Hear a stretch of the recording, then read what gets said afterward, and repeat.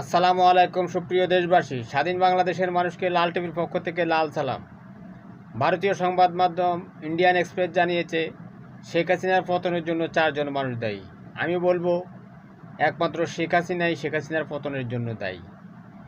কারণ সারা দেশে যে ব্যাংক লুট, শেয়ার বাজার লুট, এগুলো সব শেখ হাসিনার নির্দেশে হয়েছে, বাংলাদেশের মানুষকে তলাবিহীন জুড়ি বানিয়ে দেওয়ার জন্য।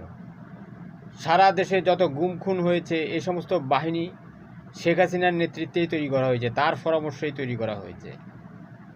ছাত্রদের উপর যেভাবে গুলি চালিয়ে ছাত্র জনতাকে হত্যা করা হয়েছে, পুলিশকে সেই নির্দেশ শেখ হাসিনার থেকেই দেওয়া হয়েছে। এমনকি সে সেনাবাহিনীকে দেখিয়ে বলেছে যে পুলিশ তো ভালো করছে, আপনারা করছেন না কেন, আপনারা গুলি মারছেন না কেন। বাংলাদেশের সেনাবাহিনী হচ্ছে বাংলাদেশের অস্তিত্বের বিষয়, বাংলাদেশের মানুষের বিষয়। তারা কখনো মানুষের উপর গুলি চালাবে না।